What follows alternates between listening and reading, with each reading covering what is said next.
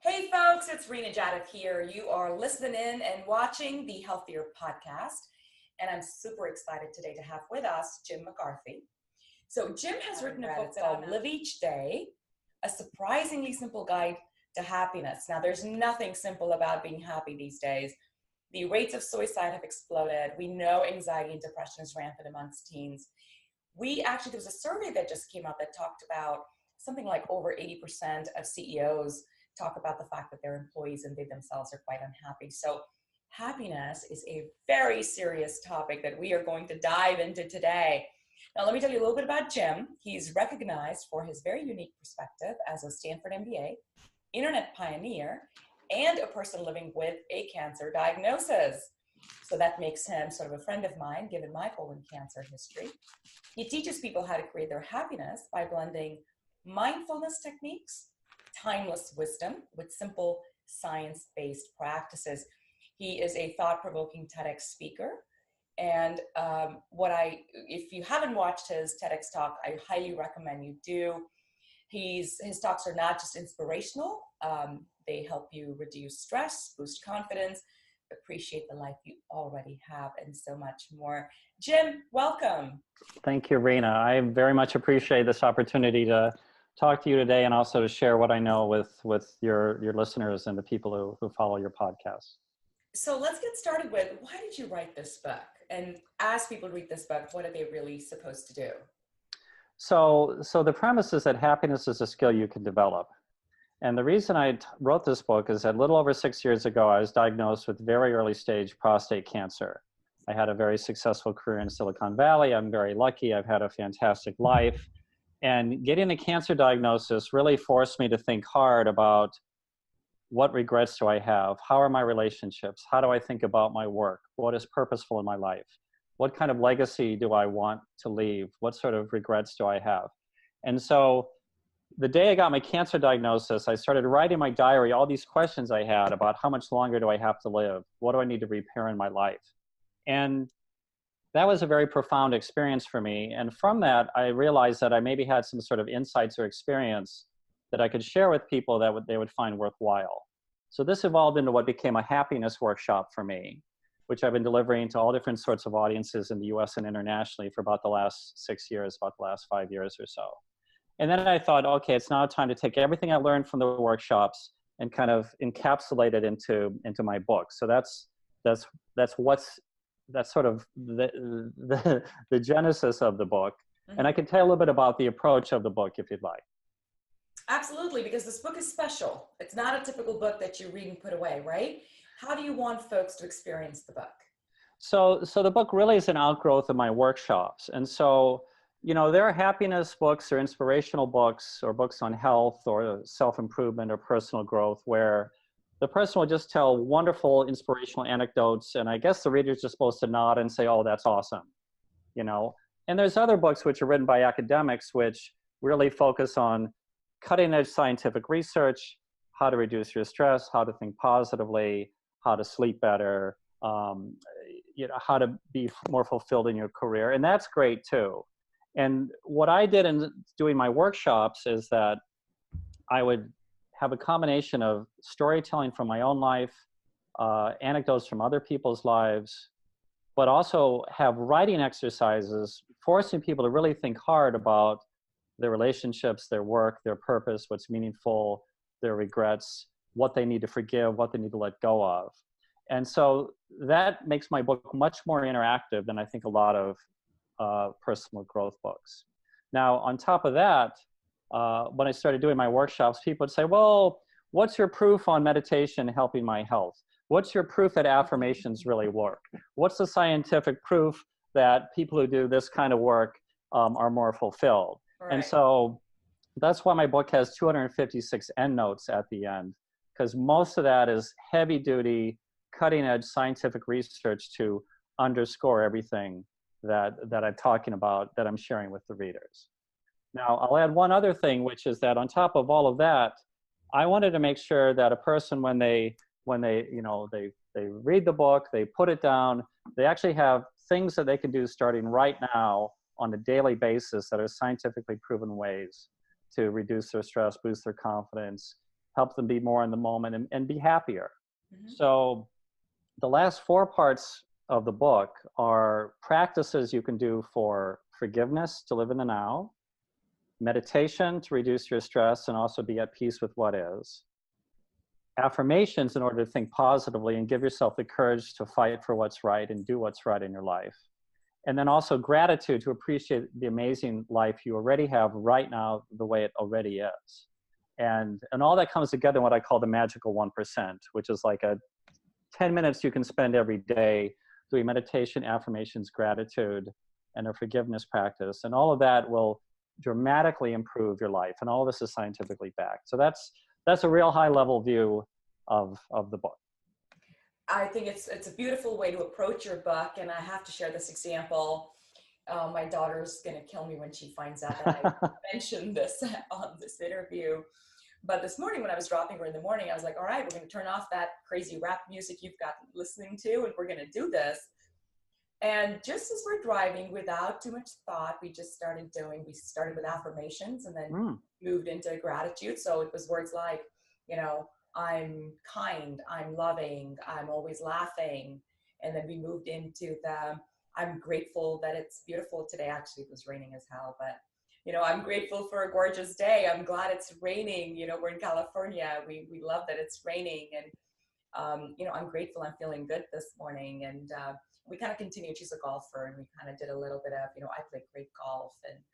And then we went into sort of some of the other things. And I kid you not, it took maybe like 4 or 5 minutes. And what's interesting is that I was doing this for her. And when we finished, I felt really good. And so I was like, oh, I think I should start doing this in the morning because I meditate every morning, but I've never done this for myself. And I thought, maybe Jim's onto something. Maybe I'm going to start building this in for my own practices in the morning. Because you're right, it doesn't take long. It's a matter of getting into that habit of just saying a few things out loud. So with that said. Thank you. That's great to hear, by the way. And I'm not surprised, but it's wonderful to hear. And when I do this in my workshops, people will do that. They'll do the affirmations and they'll have, people there saying, I am beautiful, I am strong, yes. I am a great mother. And there's tears coming down their face. It's that powerful. It's that powerful. Chapter 1, live like you have cancer. Yes. What a great notion. Live like you have cancer. The thing that we all fear the most, and you're saying live like you have it. What's the thought process behind this? So the thought process behind this is really what I encapsulate in my TED Talk, which you've seen it already, but it's called What Cancer Taught Me About Happiness. And the idea behind that is I tell the story of my cancer diagnosis and getting together with a friend of mine named Diane, who I used to work with at Yahoo in the old days, 20 years ago. And she had lung cancer.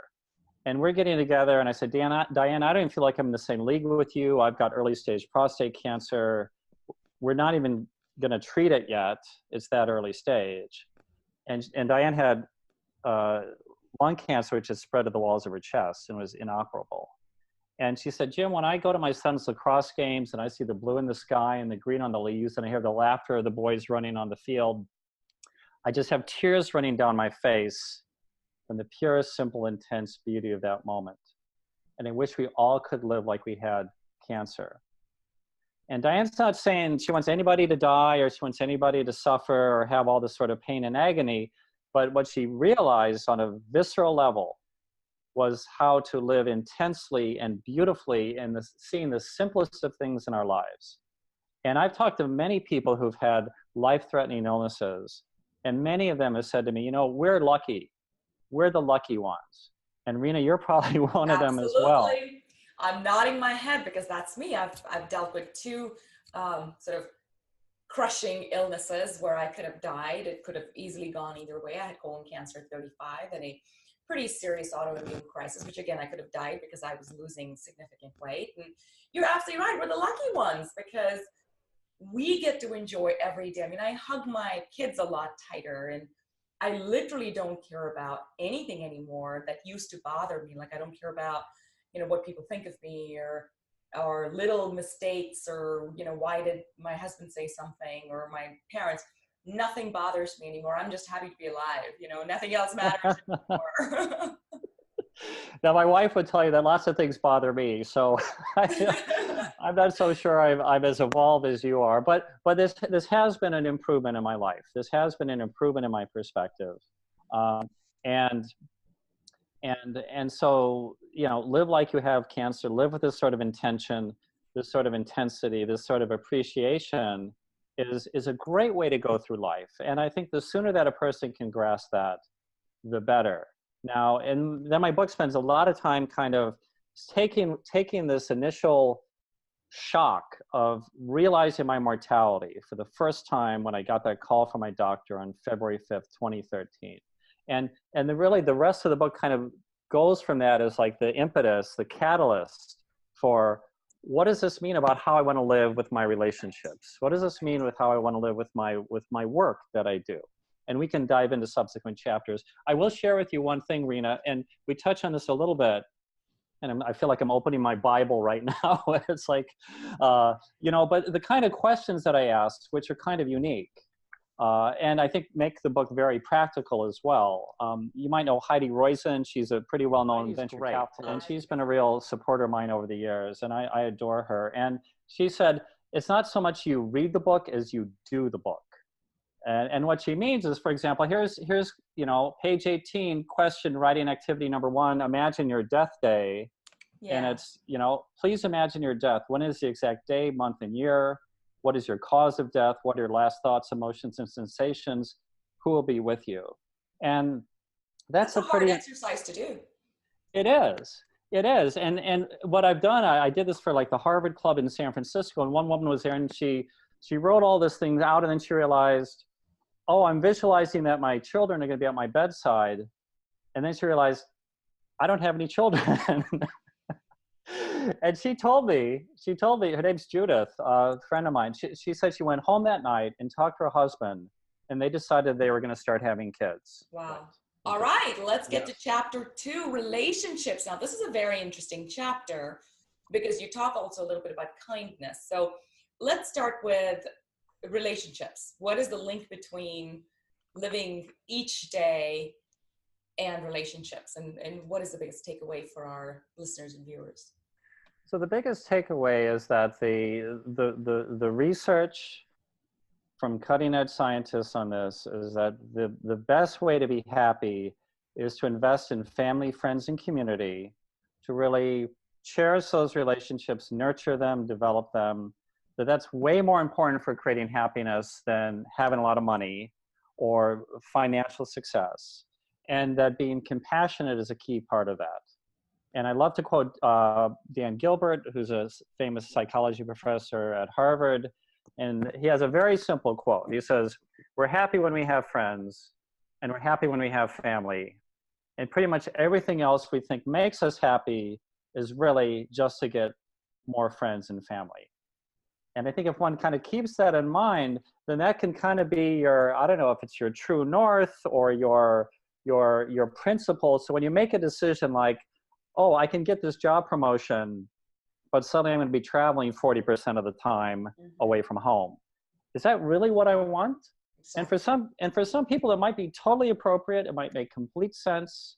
They may not have the luxury of saying no to that kind of thing. But there's a lot of folks where they could say, you know, this is going to screw up my marriage, or this is not going to be good for my kids. And they can, you know, they'll say, you know, maybe I have less money, but I'm going to have a much more solid family. And for me, that's success. Does that make sense? Absolutely. Absolutely. Now you talk about volunteering and how much to volunteer. Share a little bit about that. Yeah, so volunteering, the research shows that if a person does about 100 hours per year, which is basically 2 hours per week, that's kind of like the sweet spot of volunteering. If a person wants to do more, that's great. But if a person does about 2 hours a week of volunteering, that's where people get almost like the most efficient maximum amount of happiness and satisfaction from volunteering. There's research that shows like 94% of the time after people do some sort of volunteer work, they feel great about themselves. And obviously there's no lack of things that need help and attention for in our world. So volunteering is one great way to really boost your happiness, and also develop a sense of humility and also gratitude for what you have. Let's talk about work, which is chapter 3, work. Okay. And Right. Given the number of hours that we spend at work versus that we spend at home, you know, as I tell my children, you better pick something you love and you're passionate about, because frankly, your happiness will come pretty significantly from the number of hours that you'll be spending at work. So talk about this, talk about the importance of work. And then frankly, more importantly, we know people are unhappy. So what is your insight on how can people go from being unhappy at work to being happy at work, looking forward to Monday morning? Right. So there's a whole bunch of approaches to this. So one is to realize that in many ways, the people enjoy their work more when they find their work purposeful. There's research from Adam Grant at the Wharton School, which indicates that if people find the impact that their work does, they can be as much as 5 times more productive. Doing the same job, even being at a call center or something like that, if they actually realize the impact of what they're doing, they can be 5 times more effective. So now the cool thing is, it doesn't mean you have to be a neurosurgeon or bringing water to the Sahara in order to find your work purposeful. And actually, there's a professor at Yale named Amy, I think her name is Wierzyński. I'm sorry, I'm not sure how to pronounce her name, but I cite her in the book, and she's at the Yale School of Management. And what she's found is that you can have a job, a career, or a calling for your work. And the amazing thing that she's found through her research is that it's independent of the work you do. So you can be a garbage collector, you can be a janitor, you can be a heart surgeon, you can be an entrepreneur, a venture capitalist, a product manager, and independent of any of these titles, you can view your work as something which is meaningful and beautiful and making a positive impact on the world, or you can view it just as the paycheck. And part of why that's really insightful is because it doesn't mean that you have to quit your job that you hate in order to run off and find some sort of perfect job, which you may not be able to get anyway, or it could be very hard to get. So it's actually very empowering that a lot of the satisfaction you have from your work is really, it's in your mind, it's the approach that you have. Now I absolutely encourage people to try as hard as they can to do what puts them in what I call the 99th percentile. That mixture of unique skills and talents and passion and abilities that really makes you unstoppable. And I talk about how to kind of explore that and think about that. Think about what are your non-negotiables in your life and your career. So I always encourage people to be as focused as they can on finding what's purposeful for them, but to realize that that a lot of it is just the approach that they bring to their work. Does that make sense? Absolutely. Absolutely. And I think that's got to be the core focus for a lot of people who read this book, especially in Silicon Valley, is how do I make sure that my work is bringing me happiness? And if that means I need to reframe how I think of my work, because often it's not the work itself, it's just how we're approaching it. And if you change your approach to it, then you intrinsically change how you feel and how you experience it. And you can go from being the misery creator in your life to the joy creator in your life. So absolutely. All right, let's get to the next chapter, chapter 4, the happiness framework. What is that happiness framework? Okay, well, I started doing this happiness workshop, and people say, well, wait a minute, what do you even mean by happiness, Jim? This term's thrown around so many different ways. And I said, you know, you're right. Let me think really hard about this and kind of consult with the best thinking that I have. And basically the way I describe it very briefly is this way. If you think about when you're on vacation on the beach, you're sipping cocktails, you then go dancing with your partner, have a lovely night, great food, just your dream kind of vacation day. And I raised my hand in the workshops and keynotes that I give and say, okay, who would this make you happy? And many people raise their hand and say, yeah, it sounds great. Okay. And they say, okay, well, how about this? How about imagine you're working in a nursing home and you're dealing with senior citizens who have Alzheimer's. You have to change diapers for a lot of them throughout the day. You don't get paid a lot. You're a single parent. You're not making, it's a tough life. But how many would find that could make them happy? And other people would say, yeah, they would. And it's not a trick question, but the point is over here, this is what I call pleasure. This is the pleasure part of fun, of happiness. And that's nice. That makes a lot of people happy to a certain extent. And over here is purpose, doing what's meaningful, impactful. You feel great about it. It's creating a legacy you're proud of.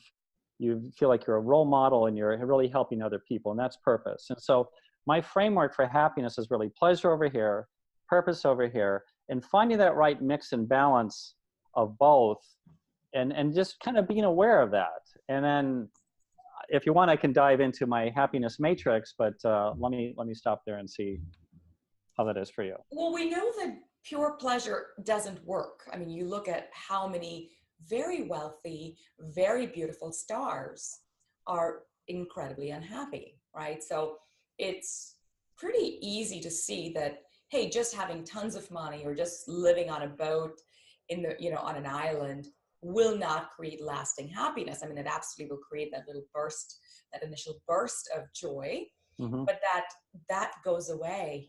Our brain very quickly makes that into the norm and says, what next?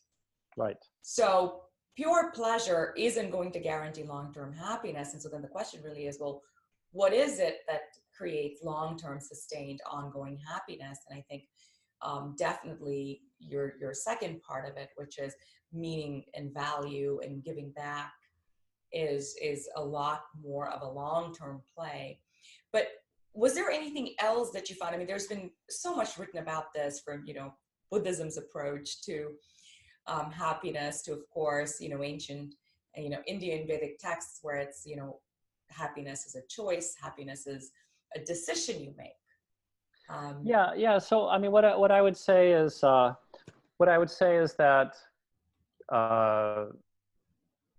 money can't buy happiness. The research that I talk about in the book is that if one is very poor and one gets a little bit more materially, people will feel better from that. They will actually feel more safe and more secure. But there's a certain point, research says maybe around $75,000 per year on average in the US, where more money doesn't make a difference.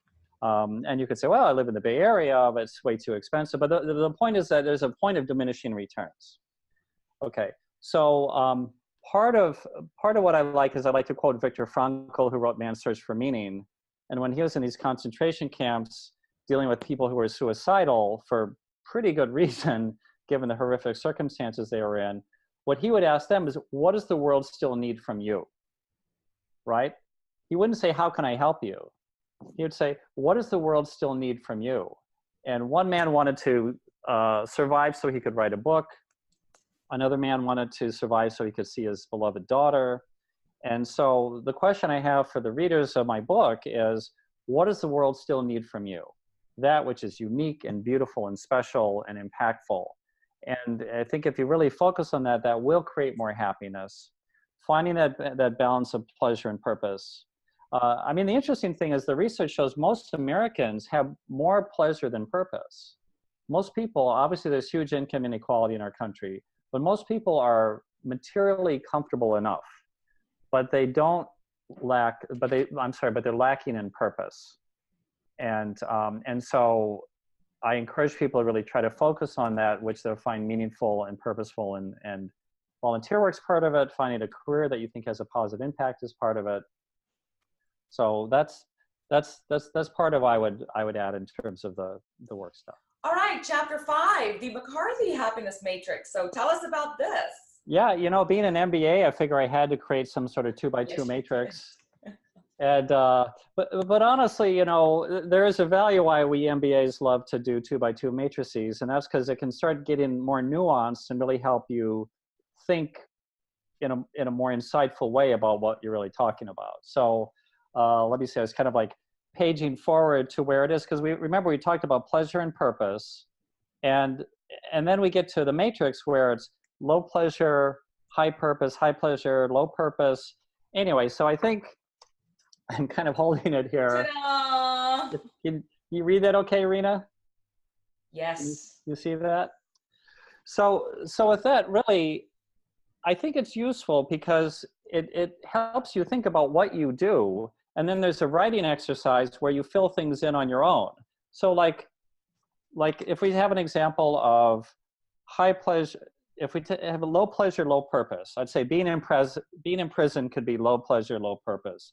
Doing meaningless work for a boss I hate, low pleasure, low purpose. Okay, that sucks. And then you really need, now how you think about it can help. But ideally, you're going to get out of that quadrant into you're doing work that you really love, that you find meaningful. Now, there's other examples like high pleasure, low purpose, like eating a great meal, very pleasurable, not a lot of purpose, probably. But it's nice to think about that. And then when you get to something like high purpose, low pleasure, okay, that might be studying for a big exam. And it's helpful to remember that. It's like, there's a reason why I'm doing this. I'm working hard, I'm studying hard so that I can pass this exam, I can get this degree, I can get this job, I can earn money for my family, whatever it is. So again, this is about reframing and thinking about why am I doing what I'm doing? This is the purpose part. And really the best part is what I'd call high pleasure, high purpose. That could be in the zone, working on some sort of project that you find meaningful, challenging, fun, interesting. It can be playing soccer in the backyard with your kids or teaching your daughter how to golf, right? It can be family reunions. So as much as possible, if you can find something that is high purpose, high pleasure, that's great. But I have a writing exercise where I actually, give you the matrix and it's blank, and I ask you to sort of fill it out. And it's a way for you to kind of think about all the activities you're doing and, how would you fill this out? Mm-hmm. Mm-hmm. So that's a great exercise. How do you get into experiencing flow? Because that's, again, a word that gets thrown around a lot, yeah, especially by high achievers in Silicon Valley, like, oh, I want to get into the flow. And of course, like, nootropics for that, right? You can pop this pill, or you can get into cryo, and I've done cryo, I've kind of tried it all. So there's all these people trying to hack the flow, and you've got your own perspective on it. So share that, please. Yeah, so I mean that's a good question. So there's basic stuff to set yourself up for maximum productivity. Okay, like I want this interview to go well right now. So I got a good night's sleep last night. Didn't drink any alcohol last night before I went to bed. Got up, did my normal, I went for a swim this morning, which I always do when I want to really be at my peak performance later in the day. I did my meditation, my affirmations after my swim. So these are all things I do to be at my maximum, like alertness, focus, ate my, what I like to. So that's just like being in your best physical, mental state for anything. Okay. And some people will be doing that day in and day out all the time, right? To just be as on as they can. Okay. That's one thing. But if you're working on something that you don't care about, for an organization you don't care about, it doesn't matter. Your brain is going to shut off and say, this sucks, this is boring, this is stupid, I don't care about it. Okay, so you can only hack that so far. Then what you do is, let's get real about it. Okay, this is not a trick, this is not a game. This is doing stuff that you care about, that you're passionate about. Some of the questions in the book are things like, if you had 5 years to live, again, this is, mortality as a catalyst. If you had 5 years to live, what would you be doing with your life? Mm-hmm. Yeah, you'd sit on a beach for a while and sip Mai Tais and have all that pleasure. But after a while, you'd say, okay, now I've got 4.5 years left. What kind of a legacy do I want to have? What do I want to find meaningful? So I think people often find flow when they do whatever the heck they want without any impetus at all, without any pressure at all. And another question is, if you were independently wealthy, what would you do? Yes, you can sit on the beach and buy a boat and whatever for a while, but after a while, maybe you'd want to start, I don't know what that is. Maybe you'd want to be a yoga instructor. Maybe you'd want to help at a refugee camp somewhere. Maybe you'd want to help with an orphanage somewhere. Maybe you want to volunteer for Habitat for Humanity. Or, there's people who just visit folks in retirement facilities just to hold their hand and give them some human contact. Right? And that's meaningful stuff. Absolutely. So, but flow could be doing financial analysis as an investor. Flow could be being a product manager. And the cool thing is, there's all sorts of exercises of, think about times in your life when you're in flow. What was that? I mean, maybe you were cooking, right? Maybe you were playing soccer in the backyard with your kids. Mm-hmm. But if you think about that, and then if you can think about, well, can I make a career out of this? If not a career, can I at least make it a hobby? Or can it be a side gig or something like that?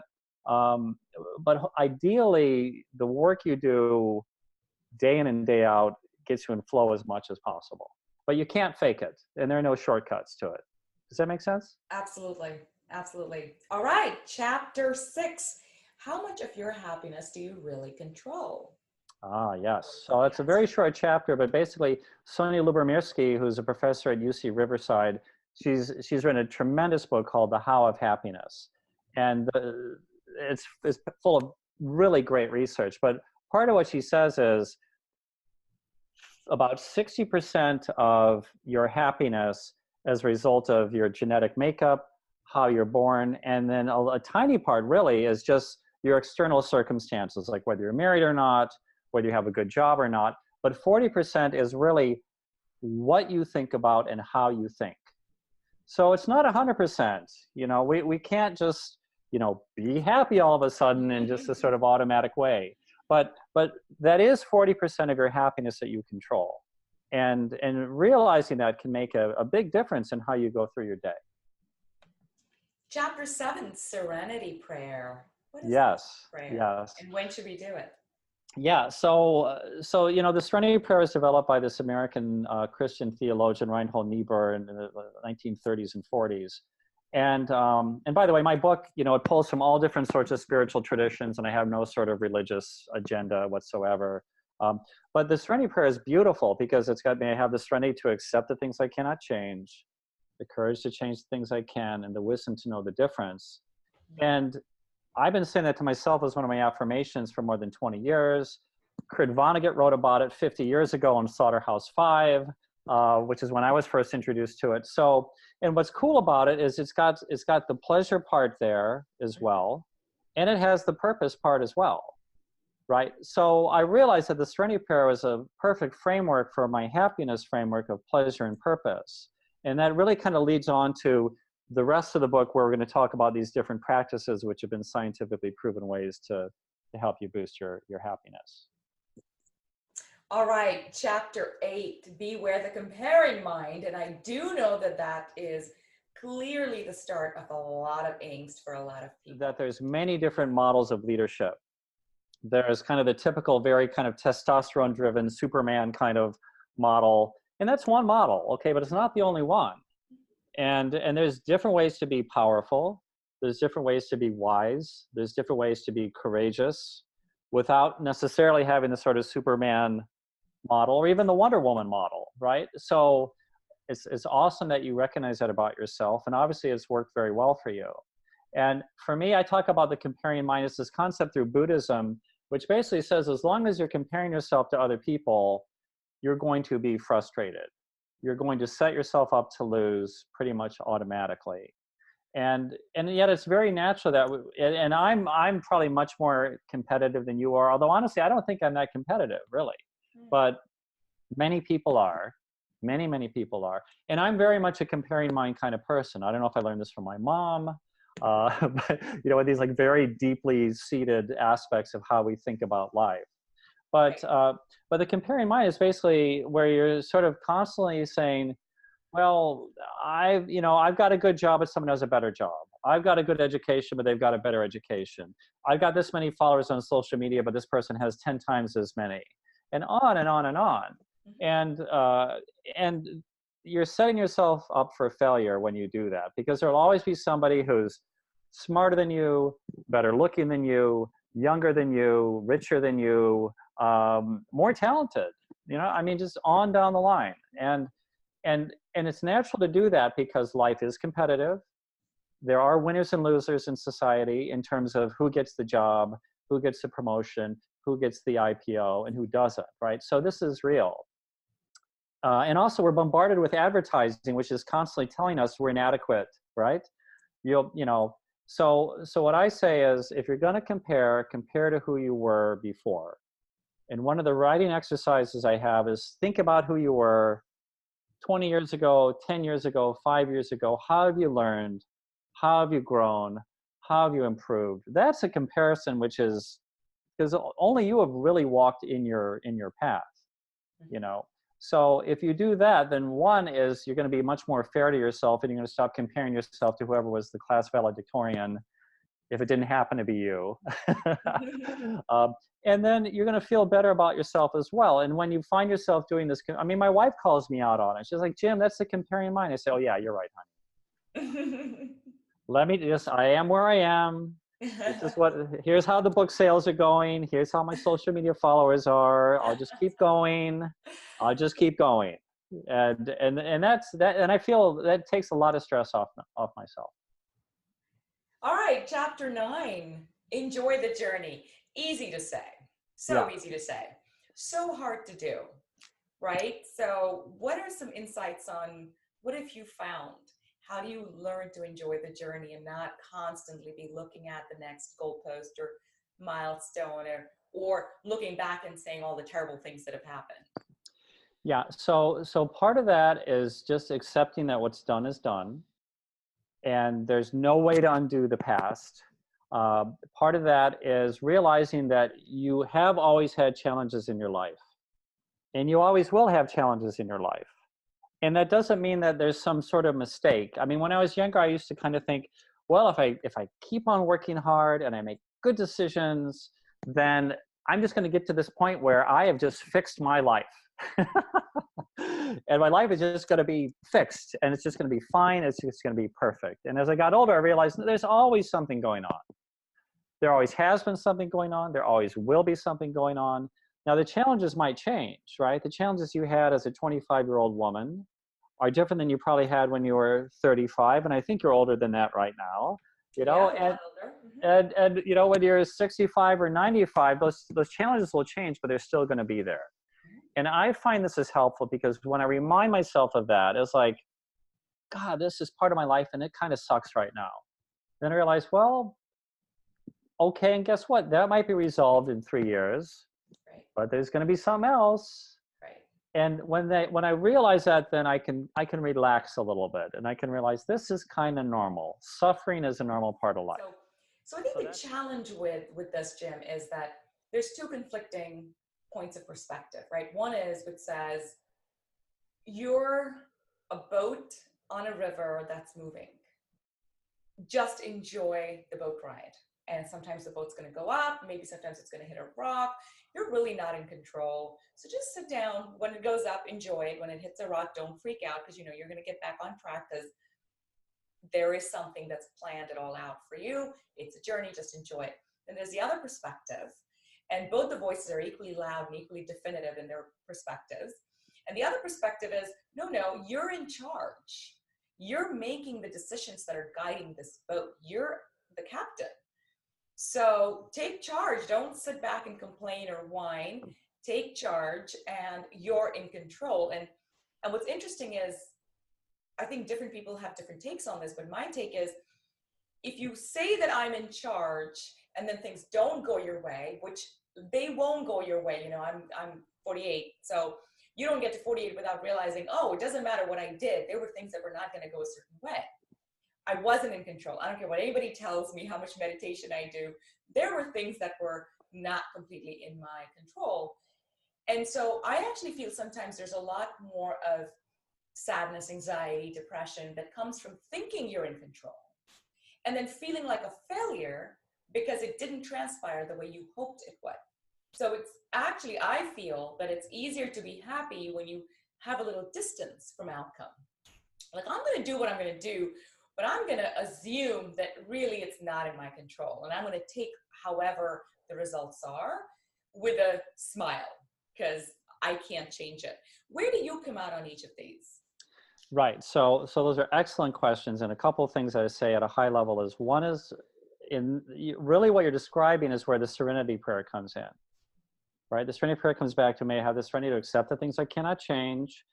Even if I tried really hard to do something and it did not go the way I wanted, I need to have the serenity to accept that I tried the best I could, and it just did not work out the way I wanted. And that happens kind of every day in our lives if we're human beings, right?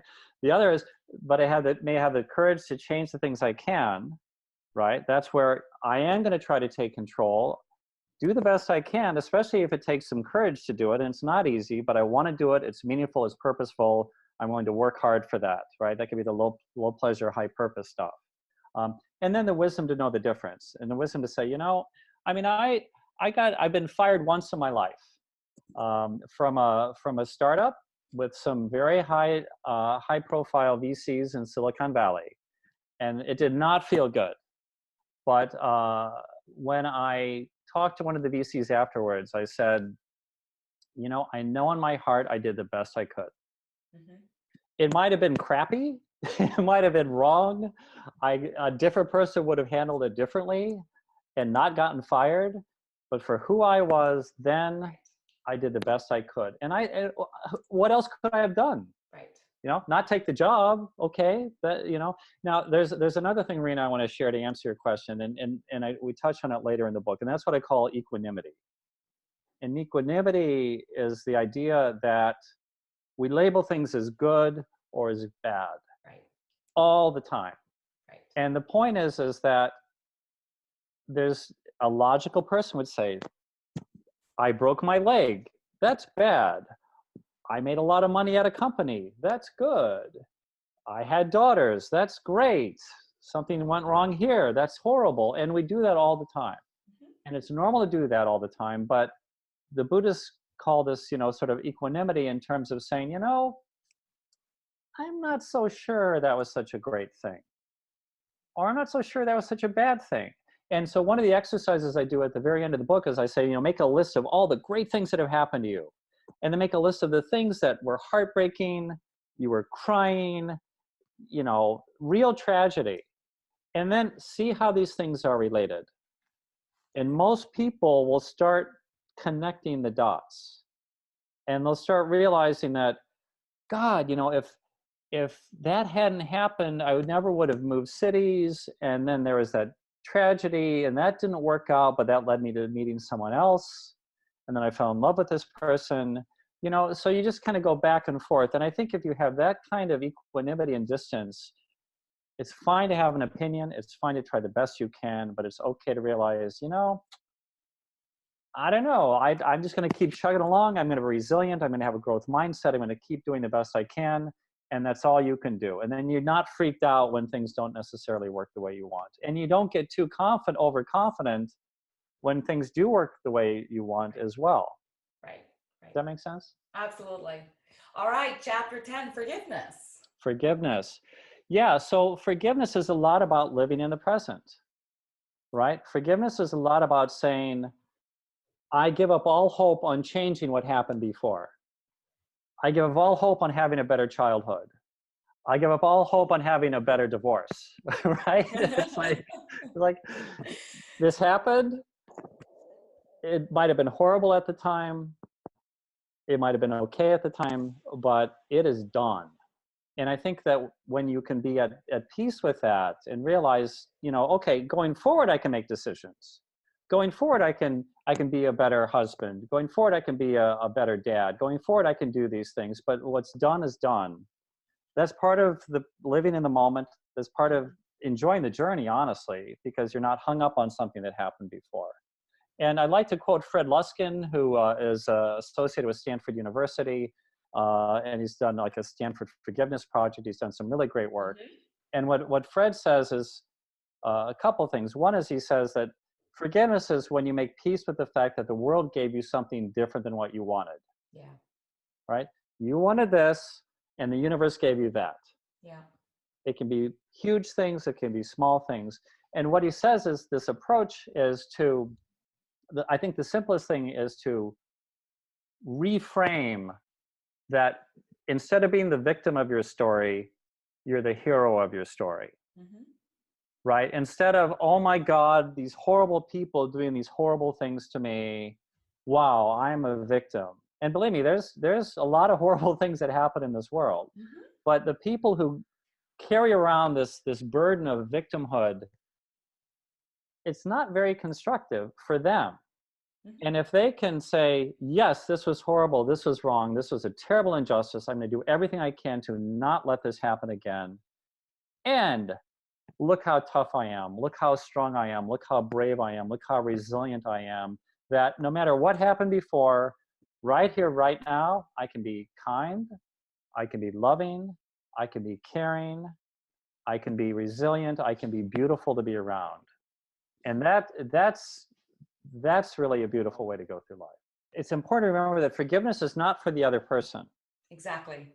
It's for you. Exactly. And if you remember that, then it takes the courage of self-love and self-compassion and self-forgiveness in many ways, and to say, you know, and in the book I talk about a TED talk of a woman, I think she was from Iceland, and she was raped by her boyfriend like 20 years ago. He was visiting from, I think, Australia. And they have this incredible TED talk where they're talking about how she learned to forgive him for her sake, not for his sake. And and um, and it's very it's very, very powerful. All right. Chapter 11, embrace equanimity. What is that about? Right. So this is what I was talking about before. Of either we label things as good and we label things as bad. It's funny. There's various examples, but one I did this when I was blogging a few years ago, where I wrote about the founders of WhatsApp, and they didn't get hired at Facebook, and then they went. First of all, they were startup guys, and I actually knew one of the guys from Yahoo, Brian Acton. Brian wanted to get hired at Facebook. He didn't get hired at Facebook. He went and founded a company that became WhatsApp. Facebook then acquired WhatsApp. And it's like, oh, well, that was bad that he didn't get hired, but it was good that he founded WhatsApp. And it was great that he got acquired by Facebook. And then Brian Acton is leading the Delete Facebook campaign right now. Yes. Oh, so it's bad that he got acquired by Facebook. Or is it good? You know, and so, I mean, that's just a very Silicon Valley example, but it gets to like all these things in our lives. Like I think right now you might say it's really great that you got your cancer diagnosis. Absolutely. And I say the same thing. Oh, absolutely. And I'm very grateful for both my illnesses. yeah, you know, and you know, things might change in the future and we might think differently about that. But So that's a big part of it. We're going to get to that chapter next, which is chapter 12, meditation. But I'll tell you, and I do meditate a lot, and I spend a lot of time doing a lot of what's called kriyas.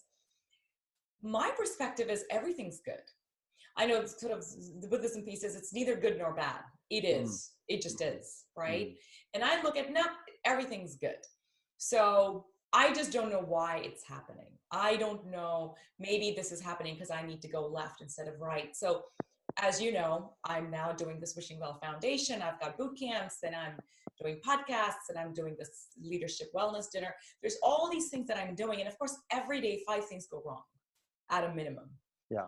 And it used to be a very different approach. Now my approach is it's all good. You know, maybe it wasn't meant to be, or maybe this means I got to rethink this and I got to do this. And it's instinctive. I no longer have to pause and say, I need to look at this as a good thing. Like that conversation isn't happening. It's this instinctive, not a big deal, move on. I wish I had learned this 2 decades ago. My life would have been a lot more joyful. I probably wouldn't have ended up with cancer. So now, you know, one of the things that I tell everybody is, it doesn't matter what's happening. It's good. There's something that's going to come out of it that you are going to experience. You're going to grow and you're going to be a better person than you can ever imagine. You just don't know what it is. So that's my 2 cents on that. Next chapter, meditation. Okay, but I must say that, sorry, I must say I love what you just said, because I'm not as involved as you are in that respect. I'm still sort of, this isn't going right. I need to fix it. You know, the business is not growing the way I want. Okay, that's telling me that I need to work harder, work smarter, or change the strategy. But we maybe were saying the same thing, but you take it more like the challenges is like the universe giving you feedback. Yes. And exactly. all feedback is good. All feedback is positive, as long as you're willing to listen and kind of course correct, right? That's exactly it. I think everything that happens that's negative is happening for a reason. We just are, to your point, not listening, not paying attention. We're so focused on reacting, right? It's always that instant reaction. Mm-hmm. And if you step back and you say, well, what is the meaning of this? Maybe it's not something I'm meant to do. Maybe it's not the right direction, or it's feedback. Maybe the timing is not right. Yeah. Maybe this isn't the time. I'm going to put it to bed. I'm going to come back to it. Maybe I'll come back to it a couple of weeks later or a month later. But it's all good. Like it's back to, I prefer being in a little rudderless boat, going on my little river ride and going, oops, I hit a bump. Yay, this is a wonderful crescent, right? I'm just having fun on a joyride or a roller coaster ride. It's just a roller coaster ride. So. Great. All right, chapter 12, meditation. What is something new that you've learned about meditation and happiness? So I'm happy to say that a lot of people are doing meditation today that were not doing it 30 years ago or 35 years ago when I was first introduced to meditation. And that's phenomenal. I think there's still people who are very skeptical about it. And so I bring in a lot of scientific research on the benefits of meditation. I remind people that there's a lot of different ways to meditate. Sometimes, there's sitting meditations, there's eating meditations, there's listening meditations. And I've also found that, this is not just for kind of the hippy dippy, new agey California kind of people. I mean, it's very relevant in a business setting that you can be frustrated or angry or get off of a tough phone call, and you can literally, be walking down the hall about to go into another meeting where you're going to lash out at your team because you're unhappy about something. And before you do that, you realize, whoa, wait a second, I'm angry. I feel hot. I'm sweating. I feel like my jaws are, and if you could say, you know what, let me just do for this for a second. Wait a second.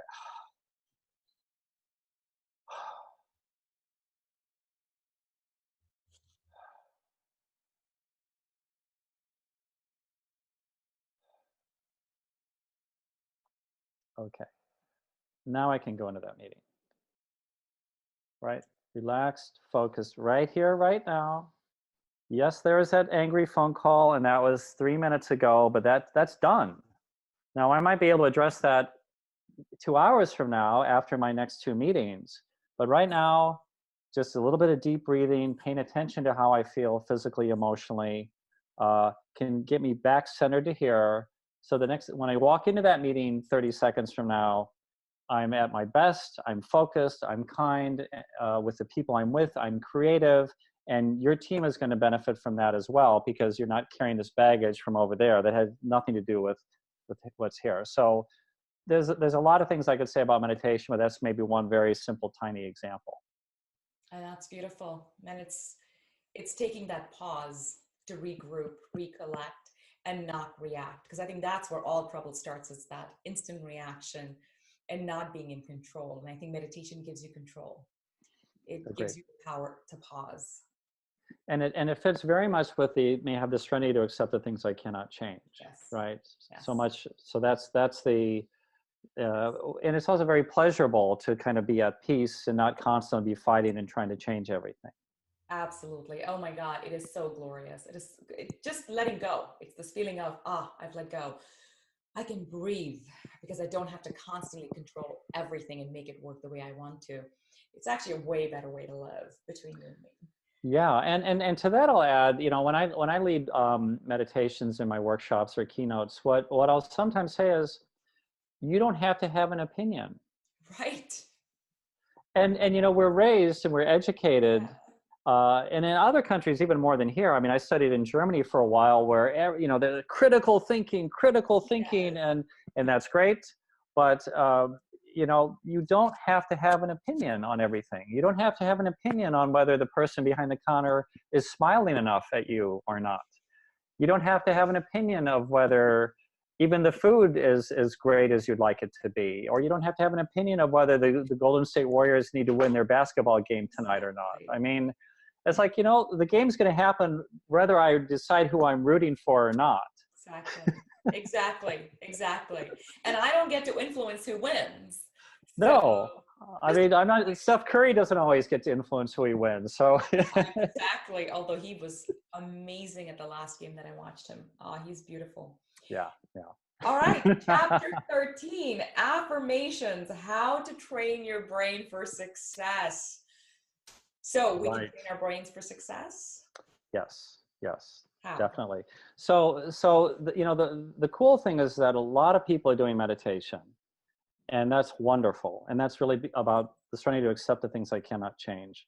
But affirmations is really a practice that is scientifically proven to help you have the courage to change the things you cannot accept, right? The other side of the Serenity Prayer. And people used to laugh at meditations being really hokey and silly and dumb and new agey. But the neuroscience in the last couple decades has proven that your brain is neuroplastic.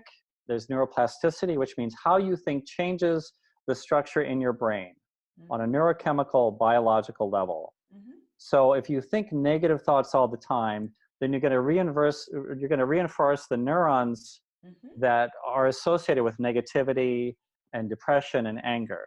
And if you think positive things or optimistic things, you will reinforce those parts of your brain. And they now know enough about brain science to know there's parts associated with compassion, anger, hatred, caring, forgiveness. So Rick Hansen, who's a Bay Area neuropsychologist, says neurons that wire together fire together. Mm-hmm.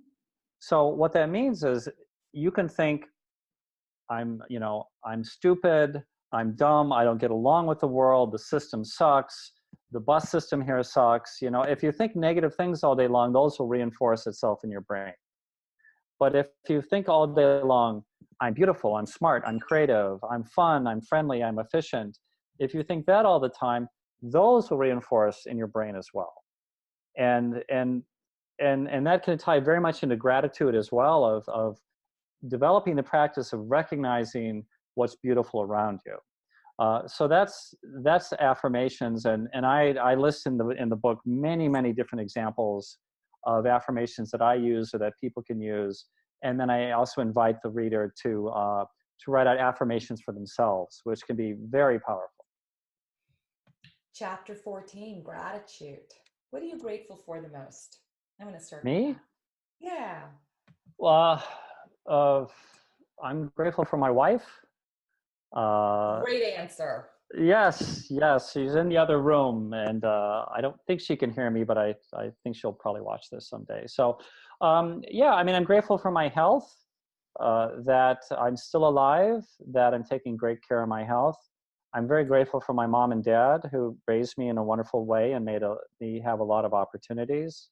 I'm even grateful for my first marriage, which did not work out.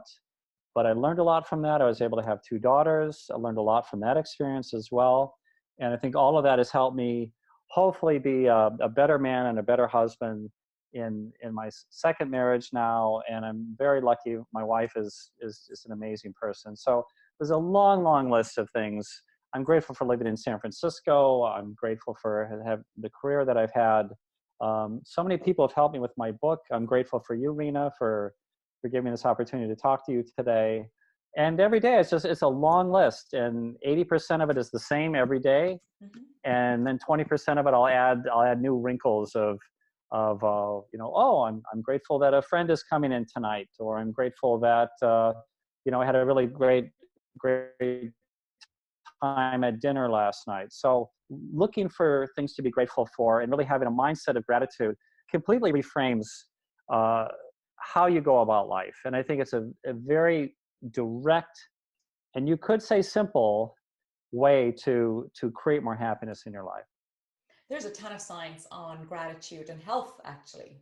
Yeah. There's a ton of link between feeling grateful, and they've done sort of scientific tests on people and how it changes the chemical composition of their blood. It changes kind of their cortisol levels. So everyone out there who's suffering from adrenal fatigue of some sort, or high cortisol, etc., gratitude first thing in the morning, last thing at night. I wrote a health journal. It was one of the things that I used to heal myself. And in the health journal, one of the first things, right on the very top, it says, what are you grateful for? One word. It doesn't need to be a sentence. It doesn't need to be a book. It's like one word. First thing in the morning, you wake up, you sit in your bed, and you say, one word. And, to your point, it could be my wife, and you're done. It's just bringing yourself back to I'm blessed, right? That's really what it is. It's getting to that sense of I'm blessed.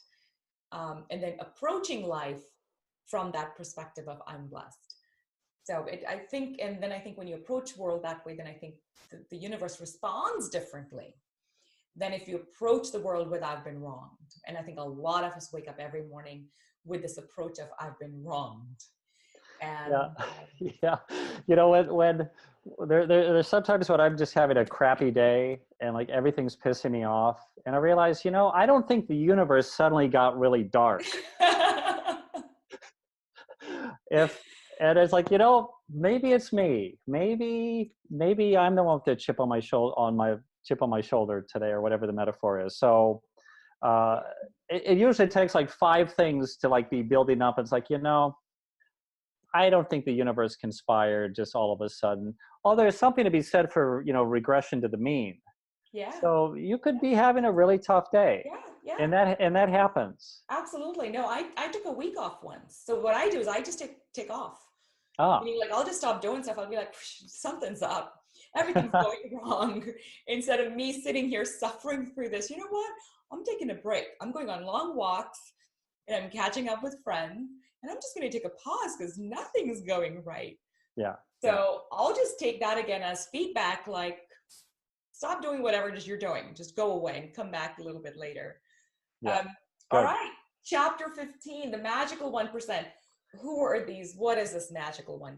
And how do So it's certainly not referring to people. What it's referring to is time. And it's funny, I was thinking about, okay, so in the morning I do like 10 minutes of stretching and yoga, and then I do like 10 minutes of affirmations, and then I do 10 minutes of meditation and 10 minutes of affirmations, or maybe I'm driving my car to work if the days when I was commuting. And I started thinking, well, 10 minutes is not a long time. In fact, what percentage of my waking hours is 10 minutes? And I realized it's almost exactly 1%. Mm. If you're sleeping like a normal person, 10 minutes is about 1% of your waking hours. And I thought, well, if you spent 10 minutes per day doing meditation, affirmations, gratitude, or forgiveness practice in any kind of combination, that would make the other 99% of your day better, and probably a lot better. And so I call it the magical 10%, although it's not magic, right? For all the reasons I go through, all the science, all the scientific research in the book, it's not magic. These are scientifically based practices, all of which can help you create your happiness. So, and it's funny because I shared my book with a friend of mine who happens to be the president of Regis High School in New York City, and which is an all-boys Jesuit high school. And he, out of the whole book, he loved the magical 1%. And I think part of why is he's a priest and he probably prays every day. A lot maybe more than 1%. Yeah, probably more than 1%. But even if he prays just, half of 1% per day, he sees the value of, and for some people it's meditation, some people it's prayer, some people it's a walk in the woods, some people it's chanting, or it's dancing, or it's yoga. And my book attempts to give the reader a lot of different writing exercises to think about their life and what is meaningful and purposeful for them and how to create their happiness. And then a lot of these sort of daily practices which they can do in all different sorts of combinations to create their happiness. And that's why I call it a surprisingly simple guide to happiness. I like it. I like this as well, by the way, a lot. And the challenge, of course, is I believe is habit, right? So anyone who's listening to this or watching this isn't already typically in the habit of doing what you're asking us to do. And so where we always fall apart from reading an inspiring book like yours and then getting to the outcome that you're promising is getting into those new habits. And your habit is very easy. It's 10 minutes. How hard can that be? But we know it's really hard. So that's your next chapter, chapter 16, which is create good habits. Give us some hacks. How can someone execute these? Yeah, that's what, I've done whole workshops on goal setting before. And And I didn't want the book to be about that, but I thought we've come so far in the book, and exactly like you said, people are like, oh, I love to do that, but I don't know how to make it happen.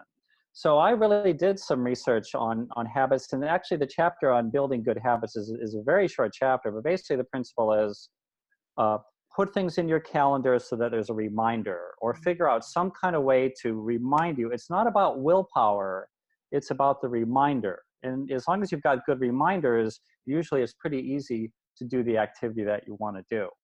And the other thing is about building tiny habits. And so BJ Fogg is associated with Stanford University, and he's done amazing work on building tiny habits. And he'll say, you know, take a habit and just build it on top of an existing habit.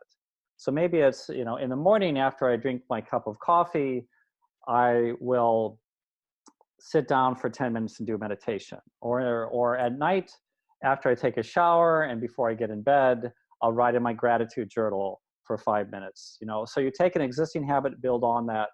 And from that, you can then keep on layering more and more things. I mean, I used to do stretching in the morning, then it became stretching and yoga, then it became stretching, more yoga, and then I added some push-ups, and then stretching, yoga, push-ups, and then meditation, and then affirmations, and then writing my daily goals in an email to myself. And on the one hand, you could say, oh, that's nice, Jim, you've got all this free time in the morning. But for me, it's a priority, because I know that magical 10%, or even, I'm sorry, that magical 1%, or even that magical 2% of my day gets me grounded, gets me focused, gets me grateful. And then the other 98% of my waking hours have a much deeper sense of purpose, a much greater feeling of fulfillment. And by the way, it's really a confidence booster as well. When I realized that I've been stretching every morning for the last 32 years without a break, right, every morning. And I didn't start off saying, I'm just going to do this for the next 3 decades. But when I started doing it, like, I'll do it today, and I'll do it tomorrow, and I'll just keep going, then that starts impacting all other sorts of aspects of my life where I feel like I have a lot of confidence. These are great tips, Jim. This is a phenomenal book. For those of our listeners, viewers who want to access some of the wonderful things you're doing, your free book. I think Here it is. Potential free ebook giveaway, some links to your website. Tell them, how can they reach you? Right. So my name is Jim McCarthy, and my website is jimmccarthy.com. That's JIMMCCARTHY.com. The name of the book is Live Each Day, A Surprisingly Simple Guide to Happiness. And on Amazon, you can get it in the ebook form and also in the paperback form. And on other channels like Barnes & Noble, you can get it in the paperback form as well, worldwide, as far as I can tell. And it was a #1 Amazon bestseller on the ebook side of things. So what I want to share, Rena, with the listeners and people who are watching this is I would be delighted to share a free ebook with a certain number of people. So all they have to do is, well, first of all, they can get the first chapter of my book for free if they come to my website. So there's a pop-up there. And there's also a form where it's just, you know, if you want the first chapter of my book, you can get it for free, and just go to jimmccarthy.com, JIMMCCARTHY.com. And if a person emails me and they'd like a free copy of the ebook, the entire book, send me an email, let me know why you'd like it or what you like. That's very kind of you, Jim. Again, thank you so much. This is a phenomenal book. For those of you looking to get to the happiness on a daily basis, this is the book for you. You can do it. You can wake up happy and sleep happy and just be happy all the time. I promise you, you can get there. If I can do it, you can do it. And this is a great, great Bible to help you get there. So with that said, stay smiling. I'm going to see you on another podcast soon. Thank you, Rena.